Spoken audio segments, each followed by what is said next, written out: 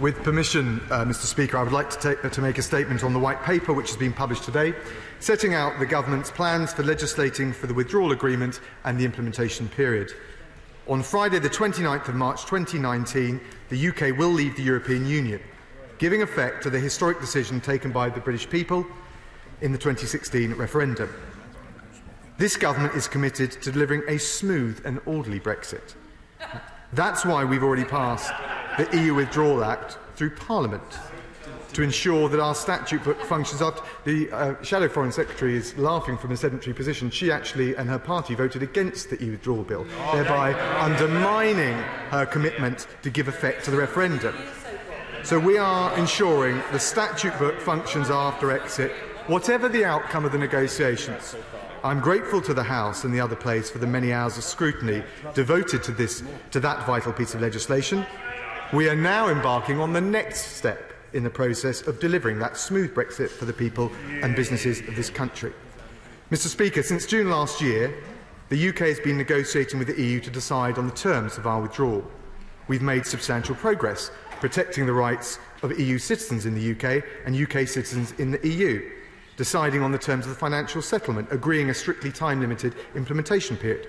Most of the withdrawal agreement, according to the EU side, around 80%, has now been agreed with our EU partners, and we've isolated outstanding issues for further focused negotiation. I will be meeting Michel Barnier again on Thursday to take forward these negotiations at this critical time. We've already agreed a financial settlement estimated at between 35 to 39 billion, well below the figures being bandied around by some when we started this negotiation. The implementation period is finite. It allows for the negotiation and conclusion of free trade deals. Many of these arrangements will, of course, require new domestic legislation to deliver them into UK law. And that is why, last November, we announced our intention to bring forward a new piece of primary legislation to implement the withdrawal agreement in UK law.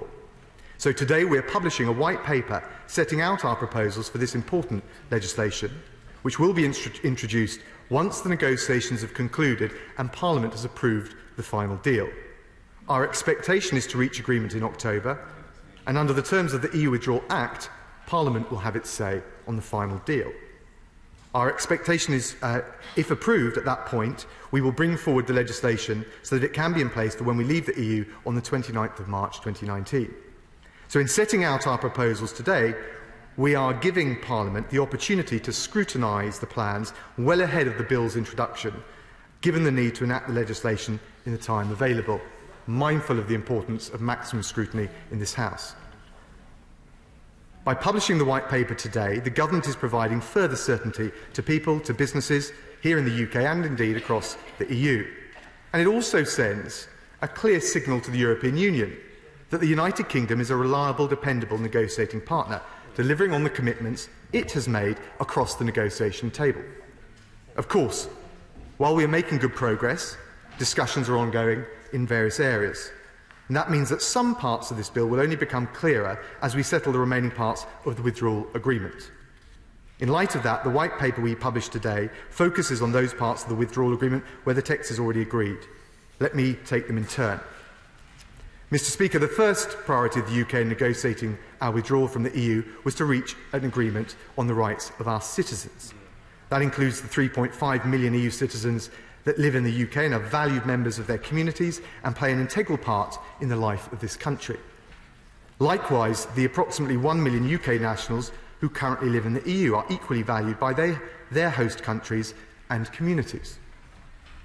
The agreement reached on citizens' rights will allow EU citizens in the UK and UK nationals in the EU to live their lives broadly as they do now, and will enable families who have built their lives in the EU and UK to stay together. The most important next step will be to provide a continued right of residence for those citizens. EU citizens lawfully residing in the UK on the 31st of December 2020 will be able to stay, and this month the Home Office published further details about how EU citizens and their families can obtain settled status in the UK.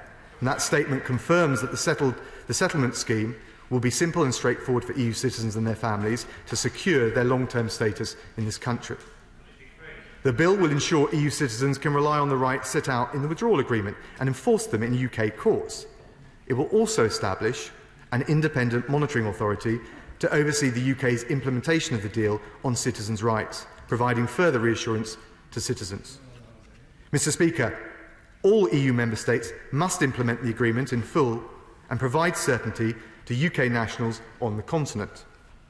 And as the Home Secretary recently stated, we now need to know more of the details on how each member state will fulfil their obligations and implement their side of the agreement. And we'll be pressing further on those details over the summer. The next chapter of the paper deals with the strictly time-limited implementation period that the UK agreed with the EU in March. The UK will leave the EU on the 29th of March 2019. After this, we have agreed an implementation period that will ensure that people and businesses will only have to plan for one set of changes as we move towards our future relationship. From the 30th of March 2019 until the 31st of December 2020, common rules will remain in place, with EU law continuing to apply, and businesses will be able to trade on the same terms as they do now. During this period, we will not be a member state, and will have the flexibility we need to strike new trade deals around the world, something many argued we would not be able to achieve in the negotiations. In order to legislate for the implementation period, we must make sure that the UK statute book continues to reflect the relevant provisions of EU law as it applies to the UK during this time-limited period. As the House will know, the current mechanism for bringing EU law into UK law is the European Communities Act 1972. Under the EU Withdrawal Act, that will be repealed on the 29th of March 2019. Therefore, as set out in the White Paper, the EU Withdrawal Agreement Bill will contain a time-limited provision so that parts of the ECA are saved until the 31st of December 2020. Those changes will ensure that our statute book functions properly throughout the implementation period, according with the agreement that we have made with the EU. Turning to the financial settlement, the structure of that was agreed in December on the basis that it would sit alongside our future partnership. And as we have said from the start, nothing is agreed until everything is agreed. That is in keeping with Article 50. It is in keeping with the Commission, the guidelines that have been given to the EU for the negotiation. We will have a framework for our future relationship with the EU alongside the withdrawal agreement, and our approach to that future partnership is set out in our White Paper published earlier this month. There must be a firm commitment in the withdrawal agreement requiring the framework for the future relationship to be translated into legal text as soon as possible. It is one part of the whole deal we're doing with our EU partners. And of course, if one party fails to honour its side of that overall bargain, there will be consequences for the deal as a whole, and that includes the financial settlement. In addition, we've agreed an obligation for both parties to act in good faith throughout the application of the withdrawal agreement. And the White Paper published today explains that the EU Withdrawal Agreement Bill will include a standing service provision to allow the government to meet the commitments of the financial settlement. In the interests of transparency and oversight, it also includes proposals to enhance the existing scrutiny for the payments made to the EU. Mr. Speaker, this White Paper sets out our approach to delivering the withdrawal agreement and implementation period into law. I look forward to discussing all of the proposals with honourable members on all sides of the House. It is a necessary part of leaving the EU and ensuring a smooth and orderly departure. It provides the clarity and certainty to EU citizens living here and UK nationals abroad that their rights will be properly protected. It will enact a time-limited implementation period, giving businesses greater certainty, giving the public finality with respect to our relationship with the EU, and it provides for the appropriate means for paying the financial settlement. Above all, with 80% of the withdrawal agreement settled with our EU friends, the White Paper is another key milestone on the UK's path to leaving the EU, and I commend this statement to the House. Mr. Speaker, the least worst of the negotiable mechanisms to deliver the implementation period was the one in the White Paper of repealing the European Communities Act but saving its effect with modifications to the end of the IP. Would the Secretary of State confirm that he's going to ask this Parliament, this House, to agree to that mechanism in the same vote that we sign up or are asked to sign up to the future relationship through that political statement? It will all be part of the same process. I can assure him that, and I'm very happy to work with him on the detail and the substance of it as we move forward. May I commend my right honourable friend for restating so robustly that the payment of any financial settlement is conditional upon an agreement as to the future relationship with the EU? And can he confirm that the necessary flexibility to accommodate that conditionality will be built into the bill? Well, I thank my honourable friend. He's heard what I've already said in my earlier opening remarks. I think the most important thing is that we are clear. There is no deal until the whole deal is done, and I do think it will be important to establish that linkage in the withdrawal agreement directly. Could the Secretary of State confirm that the Prime Minister's principles of ending free movement of peoples, not giving billions of pounds each and every year to the EU, and making our own laws in our own countries, judged by our own judges, is not broken by the White Paper? Well, my honourable friend is absolutely right to get back to the key overarching objectives, and I believe now, with this White Paper, the previous White Paper, the full strategy can be seen in the round. And yes, we've had to take a pragmatic as well as a principled approach, but it is faithful to the referendum in the three key areas that he describes. The EU has a poor track record when it comes to trade deals generally, which is why we trade with the majority of the rest of the world on WTO terms. What assurances can he give that in the run-up to the publication of the White Paper, not only are we meaningfully preparing to leave on no trade terms, but that the proposals, like White Paper proposals, will have the dexterity to ensure that those terms and that preparation is in place in time? Well, my honourable friend is right to raise that aspect of the arrangements that we're making, and working very closely with all the other arms of Whitehall, including the Department for International Trade. We are making sure that we've got the right flexibility, and of course the advantage of the implementation period that we've got in this White Paper, not only is it finite, so those that want to see an end to the eternal haggling with the EU or want some clarity about the end-state relationship, that's provided, but of course during the implementation period we'll be free not just to negotiate but to conclude free trade deals with other countries beyond the continent.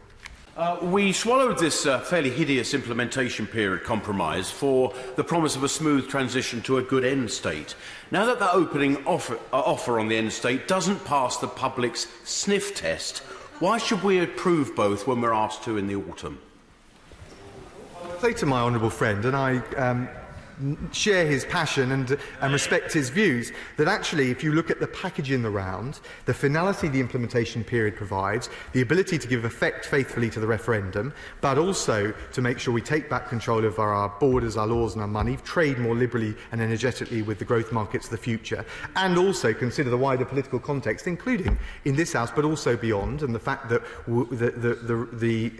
the nature of the support that we need to do to carry the country with us. I hope he'll appreciate that actually we have a principled, pragmatic approach to leaving the EU and that he will be able to get behind it. I welcome the White Paper and especially the commitment in it that the EU will not be getting a penny of our money if they refuse to come up with a fair trade arrangement which suits both sides.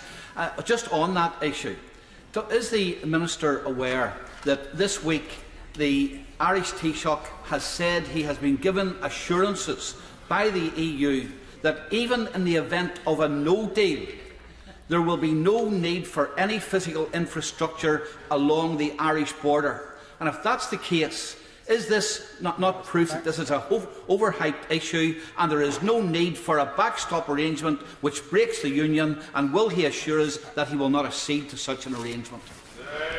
Well, I thank the honourable gentleman. I certainly agree with him that if both sides go into this with the sensitivity, the understanding and the commitment to avoid any return to any infrastructure at the Irish border, then we'll be in a much better place. I think the most important thing I would say is that the proposals in our White Paper on the future relationship provide a sensible model, not just in terms of the end state, but guiding us towards it as well during the implementation period.